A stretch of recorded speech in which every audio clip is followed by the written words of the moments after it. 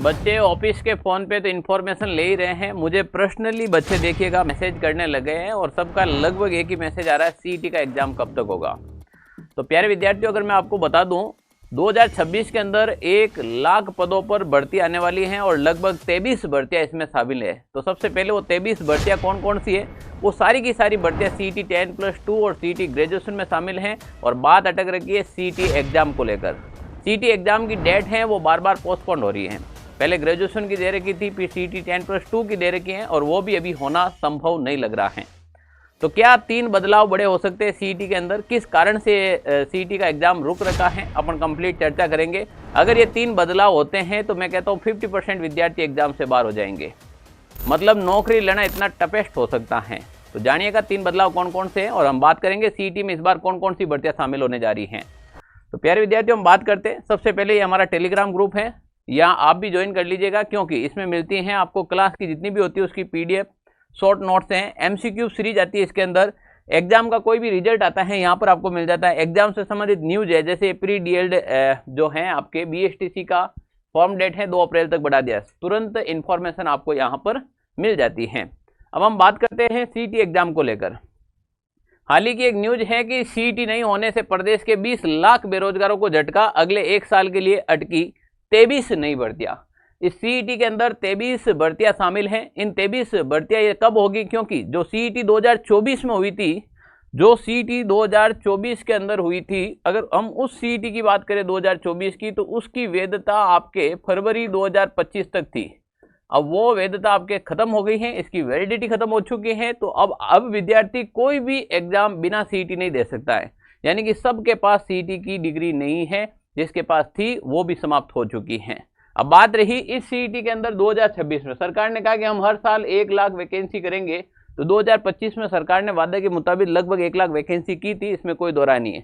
पर 2026 के अंदर भी 1 लाख वैकेंसी आएगी, पर वो 1 लाख वैकेंसी सीईटी में शामिल है। इसीलिए कहते हैं विद्यार्थी सीईटी एग्जाम देना बहुत जरूरी है और सही प्रिपरेशन के साथ देना जरूरी है, क्योंकि इस बार अगर आप सीईटी नहीं दे पाते हो, नौकरी का अकाल आ जाएगा। क्योंकि सारी एग्जाम आप पहले युद्ध लड़ने से पहले बार हो जाओगे, ये समझ लो आप। तो सीईटी देना बहुत जरूरी है। सीईटी के अंदर लगभग 23 भर्तियां हैं, वो भी शामिल हो रही है। अब हम बात करें मैटर क्या है टोटल। सरकार चाहती है कि इनके अंदर 3 बदलाव करें।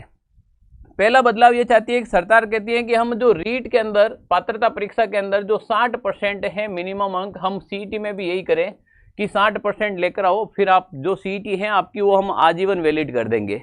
एक बार 60% लेके आ जाओ, फिर राजस्थान में जितने एग्जाम है वो दो। पहला सरकार इसके ऊपर सोच रही है। दूसरा सरकार सोच रही है कि सीईटी है वो आरएस एग्जाम के तर्ज पर करे। आरएस एग्जाम के तर्ज पर कैसे, कि हम इसमें प्री भी करवाए, हम इसमें मेंस भी करवाए। तो इसीलिए कहता हूं प्यारे विद्यार्थियों, जितनी जल्दी उतनी नौकरी ले लो। सरकार कभी भी कुछ भी बड़े बदलाव कर सकती है। यहाँ प्री और मेंस का भी सरकार सोच रही है। और तीसरी बड़ी है कि सीईटी प्रमाण पत्र की जो वैधता को 1 वर्ष से बढ़ाकर 3 साल किया जाए, ये प्रावधान नई सीईटी में लागू हो। यानी कि या तो इनकी वैलिडिटी 3 साल तक के लिए कर दी जाएगी, या फिर इसमें 60% कर आजीवन कर दी जाएगी, या फिर हर बार करे तो प्री और मेंस कर दी जाएगी।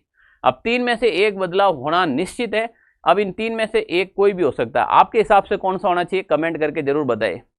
क्या प्री मेंस करवाए, या फिर 60% कराए, यहाँ फिर हर साल करवाए, नहीं एक बार करवाए और 3 साल तक इसकी वैलिडिटी बढ़ा दे। अब देखिएगा इस सीईटी के अंदर लगभग 23 भर्तियां हैं वो शामिल कर रखी है। अब वो 23 भर्तियां कौन कौन सी है। सीईटी स्नातक में बात करें तो प्लाटून कमांडर आ गई, पटवारी आ गई, जल संसाधन कनिष्ठ लेखाकार आ गई, अधीनस्थ लेखा सेवा आ गई, कनिष्ठ लेखाकार भर्ती, राज्य कृषि विपणन बोर्ड की जो भर्तियां हैं, तहसील राजस्व लेखाकार की भर्तियां हैं, जो महिला सुपरवाइजर की भर्ती है, उप जेलर, छात्रावास अधीक्षक, ग्रेड सेकंड, ठीक है ना, ग्राम विकास अधिकारी, राजस्थान पुलिस, वनपाल, ये सारी की सारी राजस्थान पुलिस है, लिपिक ग्रेड सेकंड यानी कि एलडीसी की भर्तियां, ये सब इसमें शामिल कर रखी हैं। एक किस्सा आपको सुना तो, मेरा भी एक बच्चा है, स्टूडेंट है, वो बार बार मुझे एक ही मैसेज करता है, सर मुझे इस बार नौकरी लेनी है हर हाल में, पर मैंने फॉर्म एलडीसी का भी भर रखा है, हाई कोर्ट का भी भर रखा है, मुझे सीईटी का एग्जाम भी देना है, राजस्थान पुलिस भी देना है। भाई तुझे नौकरी कौन सी चाहिए, एक फॉर्म तूने इतने भर दिए, तो सर मैं सारे एग्जाम दूँ या नहीं दूँ। तो पहली बात तो ये है कि अगर आप कोई भी, अब 23 भर्तियाँ आई तो ऐसा तो है नहीं कि आप एक ही फॉर्म लगाएंगे, जिसमें आप एलिजिबल हैं सबके अंदर फॉर्म भरेंगे। पर आप यहाँ पर देखिएगा, कोई विद्यार्थी अगर सीईटी एग्जाम की तैयारी करता है, यहाँ फिर वो CET 10+2 दो, यहाँ फिर वो CET स्नातक का दो। दोनों के सिलेबस के अंदर मात्र और मात्र 5% का फर्क है। अगर कोई विद्यार्थी वनपाल की तैयारी करता है तो भी एक ही बात है, अगर कोई विद्यार्थी वीडियो की तैयारी करता है, अगर कोई विद्यार्थी LDC की तैयारी करता है, तो मुझे ये बताइए इसके सिलेबस में डिफरेंट क्या है। लगभग इनका सिलेबस मिलता जुलता है, 5-7% हम नहीं कह सकते हैं। इसके बाद हम ले लो राजस्थान पुलिस है। अब राजस्थान पुलिस में अगर महिला एवं बाल अपराध वाला मैटर अगर छोड़ दो आप, तो वो का वो पूरा सिलेबस है जो CET के अंदर शामिल है। तो प्यारे विद्यार्थियों, मैं ये कहता हूं कि अभी अगर 2026 के अंदर किसी को नौकरी लेनी है तो उसको सब्जेक्ट क्लियर करना पड़ेगा, बेसिक क्लियर करना पड़ेगा। उसको अगर कांस्टेबल के सिलेबस के पीछे भागेगा तो वो एक भी नौकरी नहीं ले पाएगा। कांस्टेबल में हो या ना हो गारंटी नहीं, पर वो दूसरी नौकरी भी नहीं ले पाएगा। इसलिए अगर आप सिलेबस क्लियर कर दो तो हो सके आप इसमें सब में सेलेक्ट हो जाए। मेरा एक बच्चा है, अभी उसमें देखा आपने, वो राजस्थान पुलिस की तैयारी कर रहा था, राजस्थान पुलिस में नहीं, वहाँ पर जमादार में वो रैंक लेकर आ गया। तो ये क्या है कि सब्जेक्ट के ऊपर डिपेंड करता है। आपके सब्जेक्ट स्ट्रॉन्ग है तो आप फिर कोई भी तैयारी कर सकते हैं। और इसीलिए मैंने भी एक ही चीज़ की, चाहे CET करो, चाहे LDC करो, चाहे वनपाल करो, चाहे वीडियो करो, एक ही बैच के अंदर सारी फाउंडेशन बैच इसीलिए कहते हैं इसको। फाउंडेशन का मतलब है कि इसके अंदर जितने भी जो सब्जेक्ट है, अब सब्जेक्ट की बात करें हम, इसके अंदर जैसे आपके इंग्लिश आता है, अब इंग्लिश इसके अंदर पूरी क्लियर हो जाएगी, हिंदी आपके इसके अंदर पूरी क्लियर हो जाएगी, गणित इसमें आपकी क्लियर हो जाएगी। इसके अलावा हम बात करें राजस्थान जो जीके हैं, राजस्थान जीके कंप्लीट इसमें तैयार हो जाएगा। भारत का जो जीके है वो सामान्य जानकारी वो भी इसमें तैयार हो जाएगी। मतलब ऑन एवरेज सारे के सारे सब्जेक्ट इसमें क्लियर करवा दिए जाएंगे। ये नया बैच है। अच्छा, ये बैच तो नया है, पर मैं अभी भी कह देता हूँ, बैच नया होने से कोई भी काम नहीं चलेगा। अगर आप पढ़ते हो तब आपको मजा आता है, अगर आप पढ़ेंगे तभी सिलेक्शन होगा। क्योंकि मैं देखता हूँ काफ़ी विद्यार्थी मेरे इस बैच के अंदर जितने विद्यार्थी है वो मेरे रेंज में रहते हैं। टेस्ट में फर्स्ट कौन आ रहा है, किसने सिलेबस किया, कितनी क्लास अटेंड की है। तो मैं अभी भी कह रहा हूँ, अगर आप पढ़ पाते हो तो ही बैच ज्वाइन करें, वरना क्या है, कोर्स तो हर कोई टीचर भी लॉन्च करता है, सब जगह है ही है।